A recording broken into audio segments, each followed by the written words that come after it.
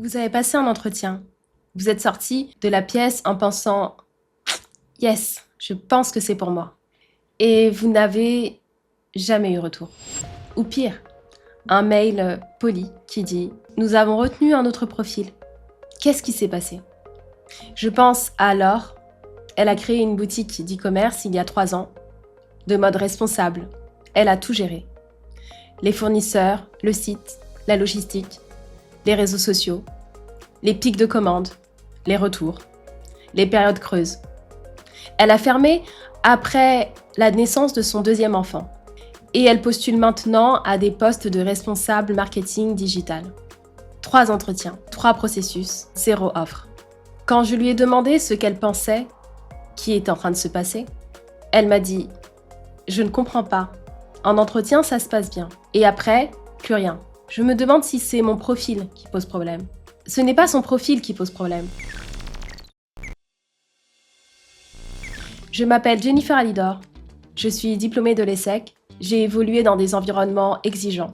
J'ai passé plus de 10 ans à travailler pour et avec des femmes cadres. J'ai été formée à l'intelligence artificielle dans une école d'ingénieurs et j'ai fondé Clever pour accompagner le repositionnement professionnel des femmes à l'ère de l'IA. Et j'ai vu les 2 côtés de la table. Ce qui bloque Laura, ce n'est pas ce qu'elle fait.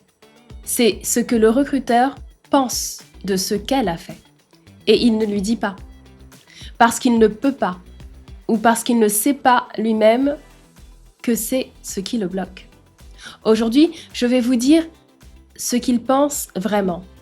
Les 2 peurs exactes auxquelles doit faire face un recruteur. Et surtout, comment les neutraliser avant qu'elles ne s'installent. 63% des recruteurs admettent avoir des réserves sur des profils entrepreneuriaux qui reviennent au salariat.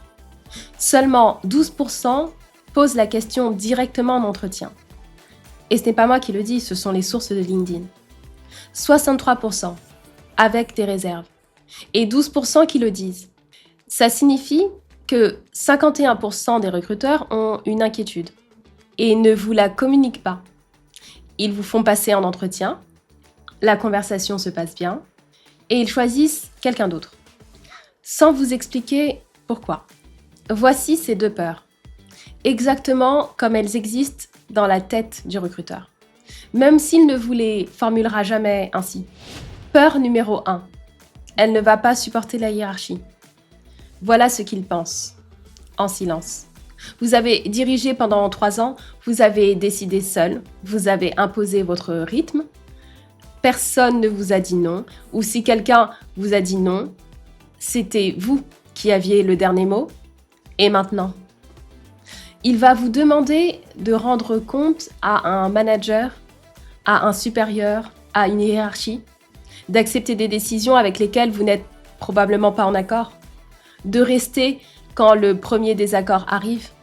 Il ne vous pose pas la question directement, parce que ce serait discriminatoire, parce qu'il ne sait pas comment la formuler, parce qu'il n'en est pas réellement conscient lui-même.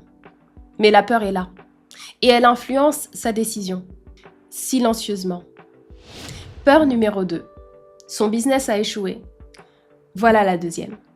Même si vous avez fermé par choix, même si vous avez revendu avec bénéfice, même si la fermeture était une décision stratégique, claire et affirmée, l'interprétation par défaut du marché, c'est « ça n'a pas marché ». Et le recruteur, il ne veut pas faire le mauvais choix en vous recrutant. Il ne veut pas devoir expliquer à sa direction pourquoi sa recrue est partie 6 mois après.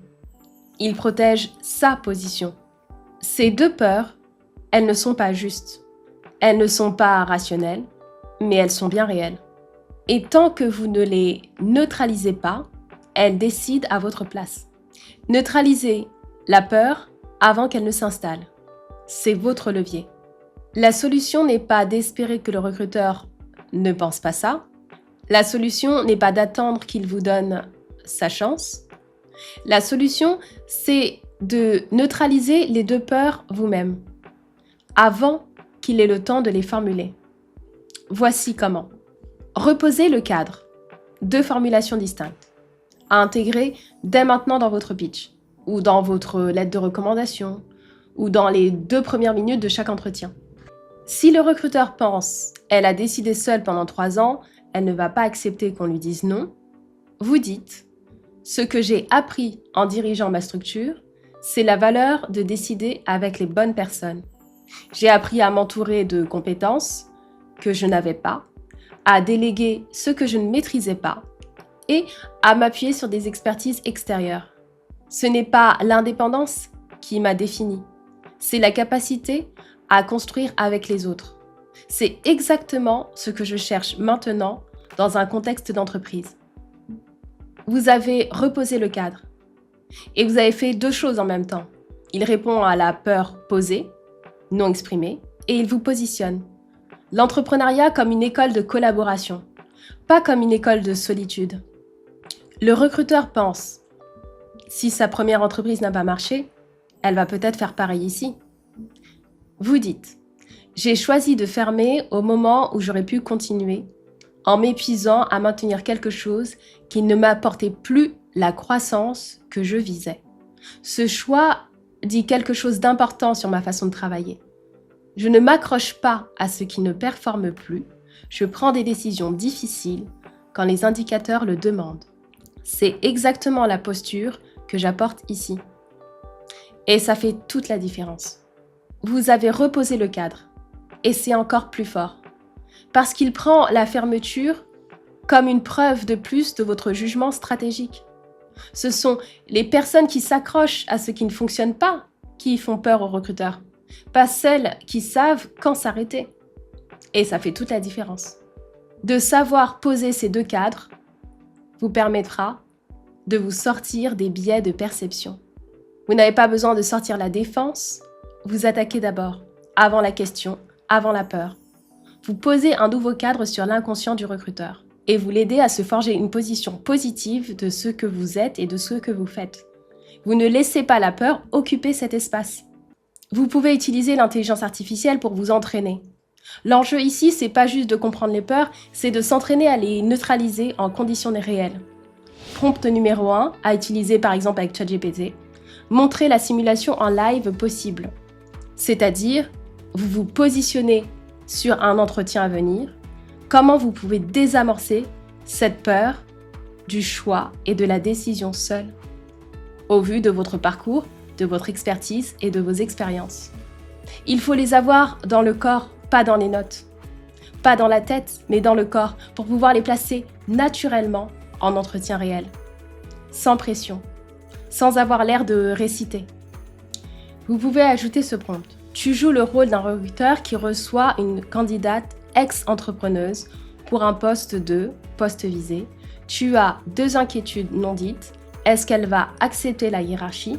Et est-ce que son expérience entrepreneuriale est vraiment un atout ou un signal d'échec? Pose ces 2 questions de manière indirecte et naturelle comme un vrai recruteur. Sans les formuler directement, je vais répondre. Après chaque réponse, dis-moi ce que tu penses en tant que recruteur, ce qui t'a rassuré, ce qui reste dans le flou et quelles questions tu aurais envie de poser ensuite. Ce que ça produit, un entretien simulé avec les vraies peurs, pas les questions polies, les questions indirectes, celles que les recruteurs se posent vraiment intérieurement. Et après chaque réponse, un retour honnête sur ce qui convainc et ce qui reste flou. Vous pouvez aussi utiliser Claude pour le prompt numéro 2. L'objectif, anticiper les simples objections que le recruteur ne vous posera pas et construire une réponse de 60 secondes pour chacune. Voici ma situation. Ex-entrepreneuse dans X secteur, pendant X années, je postule à un poste dans tel type d'entreprise.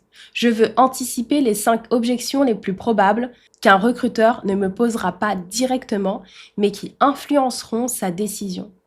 Pour chacune, écris l'objection exacte telle qu'il la pense intérieurement.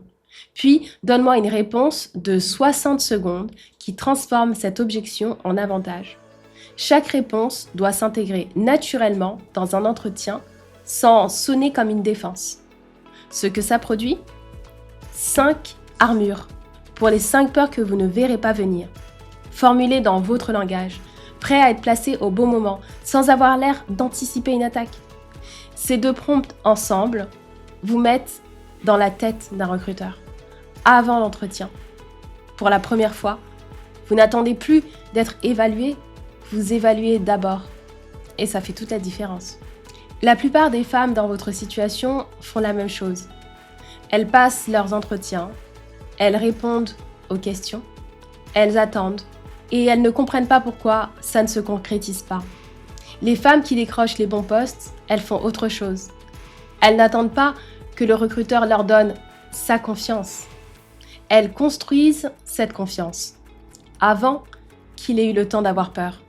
Si vous vous reconnaissez dans ces récits, 3 entretiens, aucune offre, aucun retour clair, juste ce sentiment que quelque chose se passe dans la tête du recruteur mais que vous ne savez pas quoi, voici ce que je vous propose.